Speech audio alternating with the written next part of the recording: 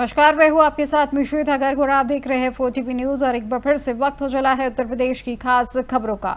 पहली बड़ी खबर लखनऊ से है, जहां प्रकृति के साथ सामंजस्य और सतत विकास पर संगोष्ठी हुई है। जहां उद्घाटन समारोह में बोले हैं सीएम योगी आदित्यनाथ। प्रधानमंत्री नरेंद्र मोदी ने दुनिया को भरोसा दिलाया है कि भारत 2070 तक नेट जीरो का लक्ष्य हासिल कर लेगा।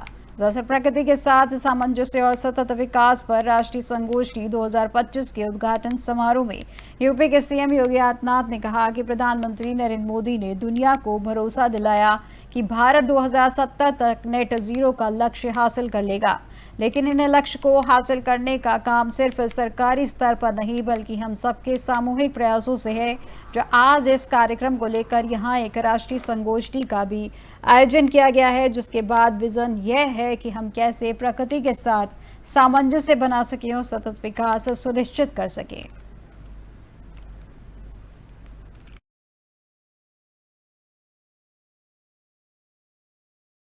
अब खबर दिल्ली गाजियाबाद से। आपको बता दें, जब भाजपा नेत्री एवं समाजवादी अलका चौधरी द्वारा प्रेस कॉन्फ्रेंस और सोशल मीडिया पर वायरल की गई है, जहां मोंटी शर्मा व आदित्य राहुल पर चंदा न देने के कारण उन्हें बदनाम व ब्लैकमेल करने का आरोप लगाती हुई वीडियो से उठता हुआ धुआं इस ओर साफ तौर पर इशारा करता हुआ दिखाई दे रहा है कि इस धुएं के नीचे कहीं न कहीं चंदे के नाम पर किए जा रहे घोटाले की चिंगारी सुलग रही है। दरअसल भाजपा नेत्री अलका चौधरी के अनुसार मोंटी शर्मा और आदित्य रुहेला कार्यक्रम से पूर्व उनके पास पहुंचे थे और अलका चौधरी द्वारा संचालित की जा रही राधा रसोई व गरीब कन्याओं के लिए निःशुल्क ब्यूटी पार्लर ट्रेनिंग सेंटर का कार्यक्रम में प्रचार करने की बात कही थी। अलका चौधरी की माने तो कार्यक्रम के आयोजक मोंटी शर्मा व आदित्य रुहेला ने उनसे कहा था कि उनके द्वारा संचालित राधा रसोई एवं ब्यूटी पार्लर का प्रमोशन कार्यक्रम के दौरान प्रख्यात भजन गायक कन्हैया मित्तल स्वयं मंच से करेंगे। जहां अलका चौधरी के अनुसार इस प्रमोशन की आवाज में कार्यक्रम आयोजन मोंटी शर्मा तथा आदित्य रोहाली ने उनसे 1.5 लाख रुपए सहयोग राशि के तौर पर देने की मांग की थी। इसके बाद अलका चौधरी ने 1,20,000 रुपए देने की हामी भी भर दी थी तथा पेशगी के तौर पर 30,000 रुपए एडवांस इन दोनों को अदा भी कर दिए थे, जिसके सबूत अलका चौधरी के पास मौजूद है। और अलका चौधरी का आरोप है कि कार्यक्रम से पूर्व मोंटी शर्मा व आदित्य रुहेला ने कन्हैया मित्तल द्वारा अलका चौधरी की चैरिटेबल संस्थाओं का प्रमोशन मंच से करने से साफ तौर पर इनकार कर दिया, जिसके बाद अलका चौधरी ने बकाया 70,000 रुपए सहयोग राशि देने के लिए इनकार कर दिया था। अलका चौधरी का आरोप है कि बकाया 70,000 रुपए की बकाया सहयोग राशि न मिलने के कारण मोंटी शर्मा और आदित्य रुहेला उनकी छवि खराब कर रहे हैं। मेरी संस्था के द्वारा ही सुबह में एक राधा रसोई चलती है 9 से 11। एक ग्लैमर घर से मेरा सैलून चलता है, जिसमें गरीब कन्याओं को, निर्धन कन्याओं को फ्री ऑफ कॉस्ट कोर्स कराया जाता है और फ्री ब्राइडल किए जाते हैं। मेरे यहाँ पर अन्नू जागरण पार्टी से मोंटी शर्मा जी आए और अपने एक जागरण का कार्ड मुझे इनविटेशन के रूप में देने आए। मुझसे कहा कि आपसे, मैंने कहा बताइए आप मुझसे क्या चाहते हैं। कहा मुझसे हम क्या मेरी प्रसाद की मदद कर दीजिए। मैंने कहा आपके प्रसाद की कीमत कम से कम कितनी होगी। उन्होंने कहा 1.5 लाख रुपए। 1.5 लाख रुपए की कीमत सुन के आप भी जानते हैं 1.5 लाख रुपए कोई छोटी रकम नहीं है। तो मैंने उस समय मतलब शांत रही। मुझे लगा कि मैंने कहा अन्नू जी बहुत ज्यादा हो जाएंगे। उन्होंने कहा फिर भी जो आपसे हो जाए ठीक है। 30,000 रुपए 2 दिन बाद में, उस दिन मैं थोड़ा बिजी थी और पैसे नहीं थे, मतलब अकाउंट से निकाल के 2 दिन बाद में मैंने उनकी ही पार्टी के कार्यकर्ता को 30,000 रुपए दे दिए। मैं 1.5 लाख में से 30,000 दे चुकी हूँ। 1,20,000 रुपए देने में जो असमर्थ रही, इसके कारण उन्होंने मेरी झूठी वीडियो। मेरी संस्था के द्वारा ही सुबह में एक राधा रसोई चलती है 9 से 11। चंदौली जिले में डीएम चंदौली के आदेश पर सघन चेकिंग अभियान चलाया गया, जिसके अंतर्गत एसडीएम चकिया विकास मित्तल ने आबकारी टीम के साथ चकिया सर्किल पर छापेमारी की, जिसमें देशी शराब व कंपोजिट दुकानों में छापेमारी की गई। वहीं इस अभियान के बाद दुकानदारों में हड़कंप मच गया और इस दौरान अज्ञापियों की कड़ी चेतावनी दी गई कि निर्धारित समय से पहले शराब नहीं बेचनी है। साथ ही ओवर रेट और शराब में मिलावट पर भी कार्रवाई होगी। इतना ही नहीं, शराब तस्करों को शराब नहीं बेचने को लेकर भी कहा गया और इन नियमों की धज्जियां उड़ाने वालों के खिलाफ भी कड़ी कार्रवाई की जाएगी।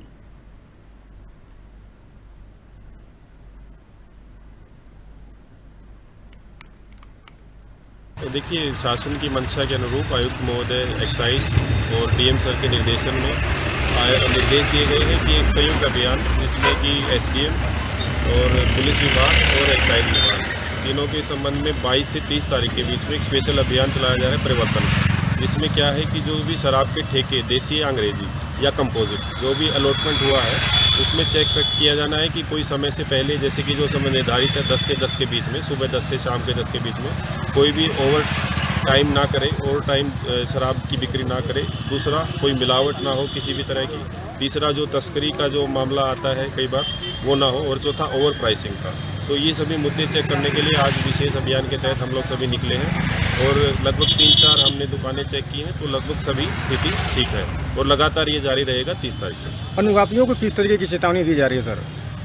चेतावनी यही है कि वो टाइम के अनुसार निर्धारित समय में ही अपना जो है दुकान खोले। और दूसरा, ओवर प्राइसिंग की शिकायत जहाँ भी कहीं भी मिलेगी तो उसके खिलाफ सख्त से सख्त कार्रवाई की जाएगी और इवन लाइसेंस भी इवन हम लोग की जरूरत होगी तो। और अब वाराणसी से खबर सामने आ रही है, जहां बनारसी साड़ी पर उकेरी ऑपरेशन सिंदूर की झलक, जहां कारीगरों ने साड़ी पर उकेरा है सेना के शौर्य का दृश्य। दरअसल खास बनारसी साड़ी को सेना के समर्पित किया गया, जहां साड़ी पर S-400 सुदर्शन, ब्रह्मोस, कई मिसाइलों की झलक। कारोबारी की सोफिया कुरैशी और व्योमिका सिंह को साड़ी देने की इच्छा है। इस वक्त की बड़ी खबर आपको वाराणसी से बताई जा रही है, जब बनारसी साड़ी पर उकेरी है ऑपरेशन सिंदूर की झलक, जहां कारीगरों ने साड़ी पर उकेरा है सेना के शौर्य का दृश्य। और इस खास बनारसी साड़ी को सेना को किया है समर्पित। वहीं इस साड़ी में बताया जा रहा है कि साड़ी पर S-400 सुदर्शन, ब्रह्मोस की कई मिसाइलों की झलक दिखाई गई है। वहीं कारोबारियों की ये ख्वाहिश है कि वह ये साड़ी सोफिया कुरैशी और व्योमिका सिंह को दी जाए।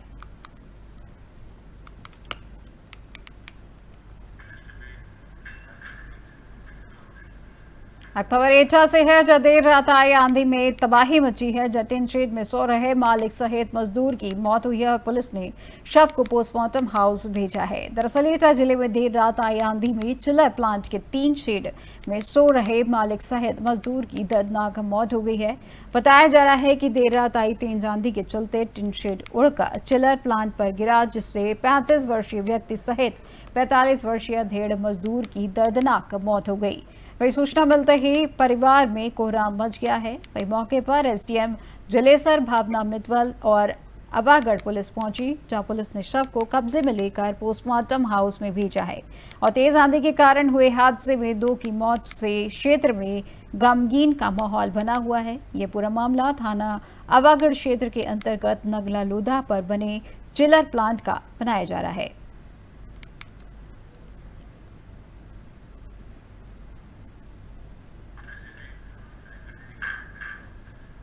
अब खबर मुजफ्फरनगर से है, जब पुलिस व बदमाशों के बीच मुठभेड़ हुई है और इस मुठभेड़ में गौकश गोली लगने से घायल हुआ है। और इस गौकश को लेकर बताया जा रहा है कि 10,000 का इनामी है। दरअसल मुजफ्फरनगर जिले में दिन निकलते ही पुलिस व बदमाशों के बीच मुठभेड़ हुई है, जिसमें गौकश गोली लगने से घायल हुआ है। घायल बदमाश शौकीन उर्फ बल्लू एक शातिर गौकश है, जो 2 थानों से वांछित चल रहा था और इस पर 10,000 का इनाम भी है। घायल बदमाश शौकीन से तमंचा, कारतूस व गौकशी का सामान बरामद हुआ है। थाना नगर कोतवाली क्षेत्र में ये मुठभेड़ बताई जा रही है।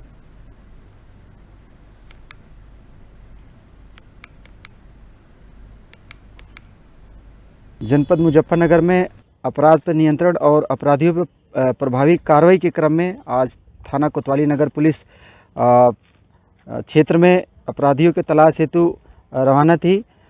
बुढ़ाना मोड़ की तरफ पुलिस टीम आने पर मुखबिर ने सूचना दिया कि एक शातिर किस्म का बदमाश बुढ़ाना मोड़ से रजवाहा, जो कि मीरापुर की तरफ जाता है, पुलिया पर बैठा हुआ है। उसके पास एक अवैध असलहा है। इस सूचना पे तत्काल कोतवाली नगर पुलिस सुसज्जित होकर रजवाहे की तरफ आई। संदिग्ध बदमाश दिखा। जब उसके पास पुलिस वालों ने पूछताछ करने के लिए जैसे नज़दीक पहुंचे, उसने एकाएक अपने असलहे से फायर कर दिया और गन्ने की तरफ भागने लगा। पुलिस द्वारा घेराबंदी करने पर वो गन्ने के खेत में आड़ लेकर पुनः फायर किया। पुलिस द्वारा आत्मरक्षा के प्रयास में जब सूक्ष्म फायरिंग की गई, उसमें बदमाश के पैर में। अगली खबर लखनऊ से है, जहां नेपाल से घुसपैठ की फिराक में पाकिस्तानी, बांग्लादेशी और बहराइच, श्रावस्ती और बालरामपुर में लगी है सीमा पर अलर्ट। एसएसबी के 1500 अतिरिक्त जवानों की तैनाती की गई है, जहां लखनऊ, वाराणसी, अयोध्या को बना सकते हैं निशाना। जो ऑपरेशन सिंदूर के बाद बौखलाया है पाक और घुसपैठ में जुटा हुआ है। वहीं नेपाल के रास्ते भारत में घुसपैठ का प्रयास कर रहा है पाक। वहीं सुरक्षा एजेंसियों के अनुसार करीब 37 संदिग्ध नेपाल में है, जहां पर उनकी कोशिश किसी तरह से भारत में दाखिल होने की है। इस वक्त की बड़ी खबर आपको राजधानी लखनऊ से जुड़ी बताई जा रही है, जो ऑपरेशन सिंदूर के बाद भी अलर्ट मोड पर बना हुआ है सेना, जहां पर नेपाल से घुसपैठ की फिराक में पाकिस्तानी बांग्लादेशी हैं, जहां पर बहराइच, श्रावस्ती, बालरामापुर में लगी है सीमा पर अलर्ट, जहां एसएसबी के 1500 अतिरिक्त जवानों की तैनाती की गई है। वहीं लखनऊ, वाराणसी, अयोध्या को बना सकते हैं निशाना। जो ऑपरेशन सिंदूर के बाद बौखलाया हुआ पाक घुसपैठ में जुटा हुआ है। वहीं नेपाल के रास्ते भारत में घुसपैठ का प्रयास कर रहा है पाक। सुरक्षा एजेंसियों के अनुसार करीब 37 संदिग्ध नेपाल में है, जो उनकी कोशिश किसी तरह भारत में दाखिल होने की है।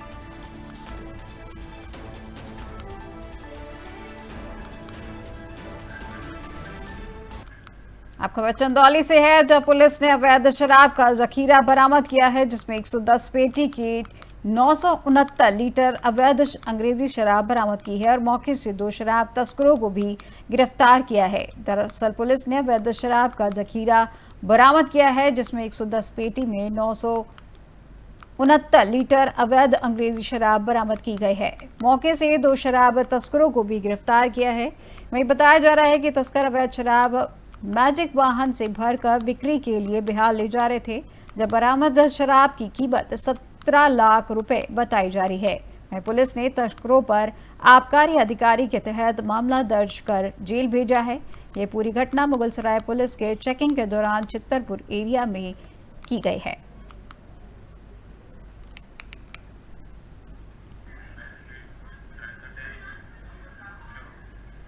अब अगली खबर मुजफ्फरनगर से है, जब मुजफ्फरनगर पुलिस और हत्यारों के बीच मुठभेड़ हुई है और मुठभेड़ में हत्यारे विक्रांत व निखिल को गोली लगी है और आरोपियों ने 3 दिन पूर्व भी की थी रविंद्र की हत्या। दरअसल मुजफ्फरनगर पुलिस और हत्यारों के बीच मुठभेड़ हुई है और इस मुठभेड़ में हत्यारे विक्रांत और निखिल को गोली लगी है। बताया जा रहा है कि दोनों भाइयों के पैरों में गोली लगने से घायल हुए हैं, जिन्हें गिरफ्तार किया गया है। वहीं ये भी बताया जा रहा है कि आरोपियों ने 3 दिन पूर्व रविंद्र की हत्या की थी और हत्यारों ने गोलियों से भूनकर रविंद्र की हत्या की थी और हत्या के बाद आरोपियों ने वीडियो वायरल किया था। रंजिश में पिता का बदला लेने का वीडियो में जिक्र किया गया है। वहीं हथियारों से एक पिस्टल व तमंचा बरामद किया गया है। यह पूरी मुठभेड़ पुराना कोतवाली के बसी रोड पर बताई जा रही है।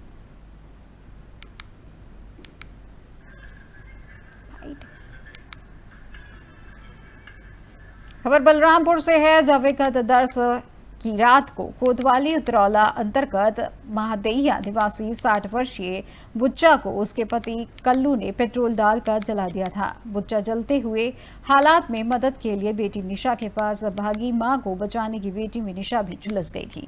3 दिन बाद अस्पताल में बुच्चा की मौत हो गई थी और इस पर बुच्चा के बेटे डब्बू ने अपने पिता के साथ दूर के रिश्तेदार हसरू के विरुद्ध मां को जलाने की रिपोर्ट लिखाई थी, जिसके बाद 14 मई को आरोपी कल्लू ने पुलिस ने गिरफ्तार कर जेल भेज दिया था। कल्लू ने पुलिस को बताया था कि उसने पत्नी साबिरा को चरित्रहीनता के शक में उसे पेट्रोल डालकर जलाने के जुर्म को भी स्वीकार किया था। वहीं सह अभियुक्त बनाए गए हसरू की पत्नी साबिरा ने पुलिस अधीक्षक को प्रार्थना पत्र देकर इंसाफ की मांगी है और अपने पति को बेकसूर बताया है और पुरानी रंजिश के चलते झूठे आरोप में फंसाने का भी आरोप लगाया है। घटनास्थल की सीसीटीवी फुटेज को संज्ञान में लेकर उच्च स्तरीय जांच के लिए साबिरा ने एसपी से मांग की है। की रात्रि को थाना कोतवाली के ग्राम महदैया में हमारी पुलिस की टीम वहां पर थी और उसी वक्त कुछ हल्ला की आवाज़ सुनाई दी। पुलिस की टीम मौके पे पहुंची तो देखी कि एक महिला जो आग में झुलस रही है और एक उसकी बच्ची जिसकी उम्र लगभग 17 वर्ष है, उसे भी लपटें लगी हुई थी। दोनों को तत्काल अस्पताल पहुंचाया गया और वहां से महिला को हायर सेंटर लखनऊ रेफर कर दिया गया।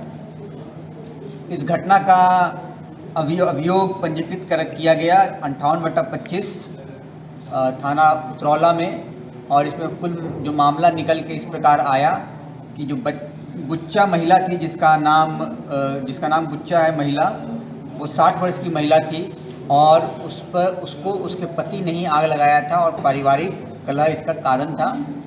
जो उसका पति अपराधी है कल्लू उर्फ मकसूद अहमद, उसे पुलिस ने गिरफ्तार कर लिया है और उसने अपने बयान में बताया है कि उसकी पत्नी के इलिसिट रिलेशन थे जो उसे पता था और इसी कारण वो घर छोड़कर बाहर चला गया था और बाहर ही रहता था।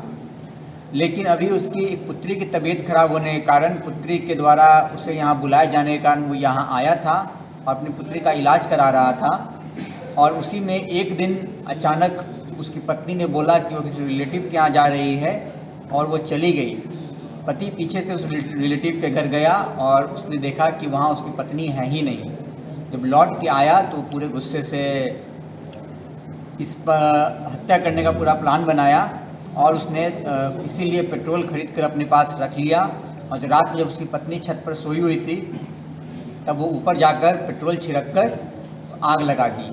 और जो 17 वर्षीय बच्ची घायल हुई वो आग लगने के बाद अपनी बच्ची के पीछे छिपने का प्रयास कर रही थी और इसी के क्रम में बच्ची घायल हुई। अब खबर एटा से है, जहां कल रात आई तेज आंधी और बारिश ने शहर में जमकर कहर बरपाया है। जहां जीटी रोड पर एक बड़ा हादसा होते होते टल गया। तेज आंधी और झमाझम बारिश ने एटा में तांडव मचा दिया। जहां ठंडी सड़क चौराहे पर पास स्थित जीटी रोड पर बड़ा हादसा होते होते रह गया। जहां तेज हवा के कारण बिजली का खंभा उखड़कर एक चलती बोलेरो पर जा गिरा। उसी स्थान पर एक बड़ा नीम का पेड़ भी गिरा पड़ा था, जिससे सड़क पूरी तरीके से जाम हो गई थी। इस हादसे में किसी भी घायल होने की सूचना तो नहीं है, लेकिन बोलेरो गाड़ी को भारी नुकसान जरूर हुआ है। घटनास्थल पर देखते ही देखते लंबा जाम लग गया, जिससे राहगीरों और वाहन चालकों को भारी परेशानी का सामना करना पड़ा है। तेज हवाओं की वजह से शहर की बिजली व्यवस्था भी पूरी तरीके से चरमरा गई है और कई इलाकों में बिजली आपूर्ति ठप है। एटा शहर अंधेरे के आगोश में डूबा हुआ है।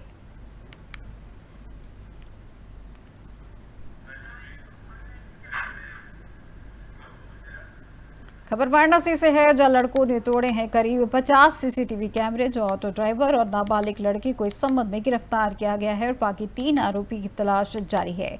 दरअसल नए उभरते गुंडों को एक गिरोह का लाइव वीडियो पर कारनामा सामने आया है, जो शहर के सीसीटीवी कैमरे में तोड़ते हुए दिखाई दिए हैं।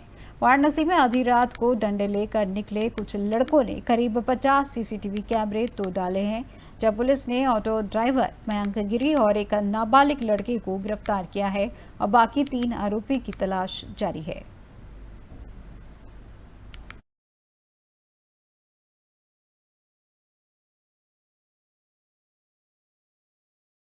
सीतापुर से है, जब प्रधान डॉक्टर के घर में सहायक खजांची की बाइक चोरी के मामले में चोरी की घटना का सीसीटीवी कैद हुआ है, जहां पीड़ित ने चोर की पहचान कर पुलिस को तहरीर दी है। दरअसल सीतापुर के कोतवाली नगर क्षेत्र में प्रधान डाकघर के सहायक खजांची की बाइक चोरी हो गई, जहां चोरी की घटना का सीसीटीवी वीडियो वायरल हो गया है। पीड़ित ने चोर की पहचान कर पुलिस को तहरीर दी है।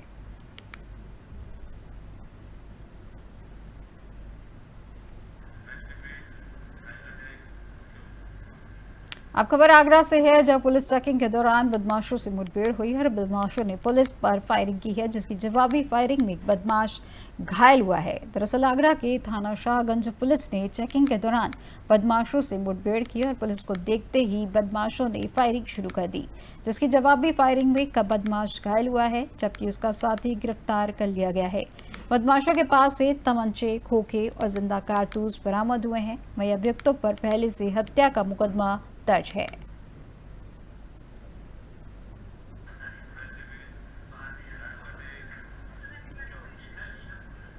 दुनिया में आज कोई भी बिना स्वार्थ किसी का साथ नहीं देता। यही हाल अंतर्राष्ट्रीय वित्तीय संस्थाओं का भी है। IMF यानी अंतर्राष्ट्रीय मुद्रा कोष अक्सर देशों की अर्थव्यवस्था सुधारने के नाम पर उन्हें लोन देता है, लेकिन इसके बदले में कठोर शर्तें लागू करता है।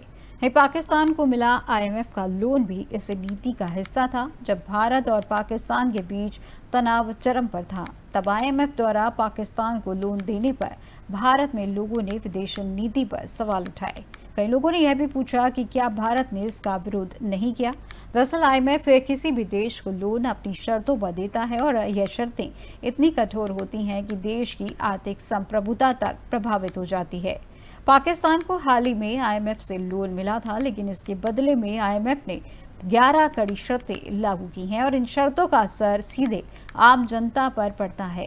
ये साफ है कि आईएमएफ का मकसद सिर्फ मदद नहीं बल्कि रणनीतिक और आर्थिक हितों की पूर्ति भी होती है। और ऐसी ही सच्चाइयों को जानने के लिए देखिए हमारी खास रिपोर्ट।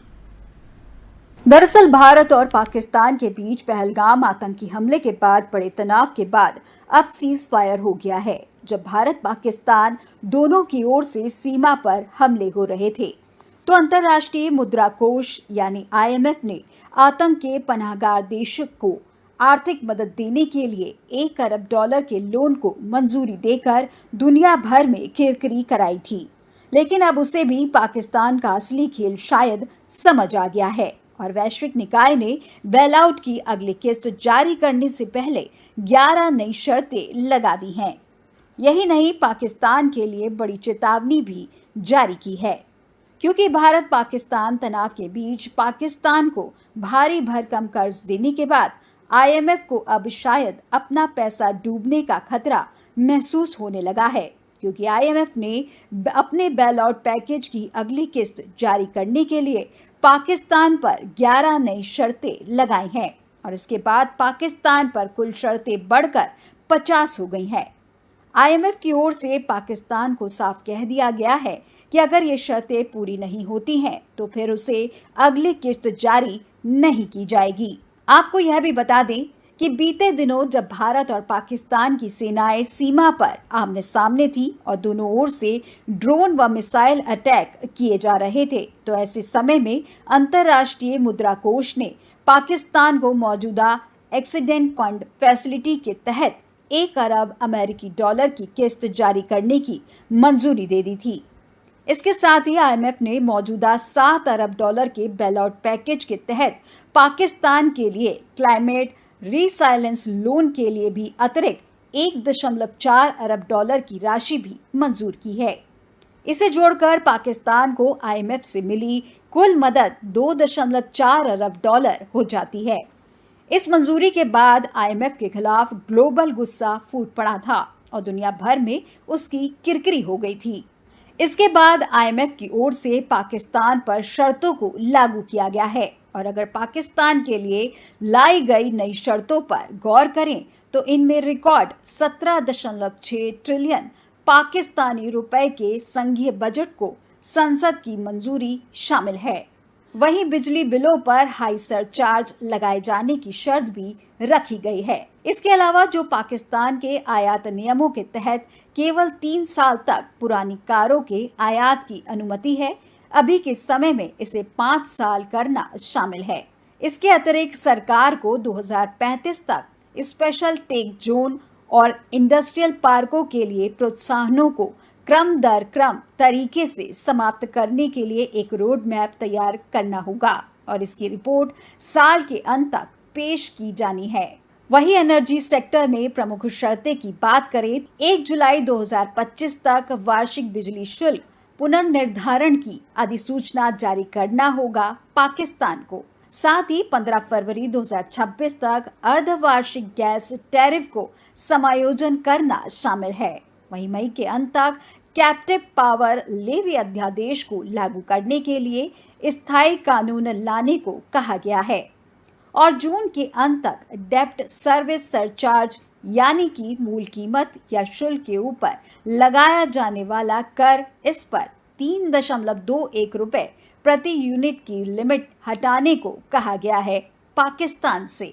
वहीं आईएमएफ की रिपोर्ट के मुताबिक पाकिस्तान का आने वाला रक्षा बजट 2,414 अरब रुपए अनुमानित है, जो कि पिछले वर्ष की तुलना में 12% ज्यादा है।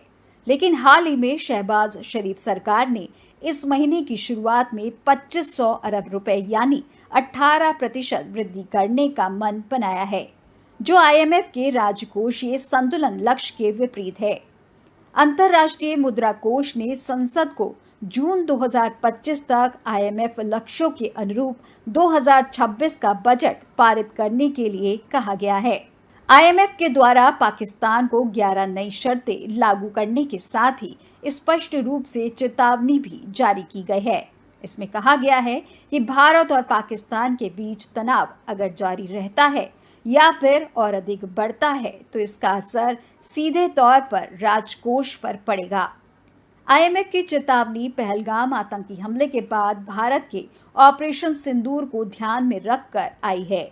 बता दें कि पहलगाम हमले में 26 पर्यटकों की मौत के बाद भारत ने जवाबी कार्रवाई करते हुए इस ऑपरेशन के तहत एयर स्ट्राइक करते हुए हमला किया था और इसमें 100 से ज्यादा आतंकियों के मारे जाने की बात सामने आई थी। इसके बाद बीते 10 मई को भारत और पाकिस्तान में युद्ध विराम पर सहमति बनी थी। तो साफ है कि आईएमएफ केवल आर्थिक मदद नहीं देता, वह अपनी शर्तों के जरिए देशों की नीतियों पर नियंत्रण भी चाहता है। पाकिस्तान का ताजा उदाहरण दिखाता है कि कैसे कर्ज की आड़ में उसकी आर्थिक संप्रभुता आईएमएफ के शिकंजे में आ गई है। यह रिपोर्ट बताती है कि वैश्विक संस्थाओं का असली मकसद मदद नहीं बल्कि अपने हितों की रक्षा और प्रभाव विस्तार होता है। पाकिस्तान अब आईएमएफ की शर्तों के दबाव में है और आने वाले दिनों में यह दबाव और उत्तर प्रदेश की अब तक की खबरों में फिलहाल बस इतना ही और अधिक जानकारी के लिए देखते रहिए 4 TV न्यूज़। नमस्कार।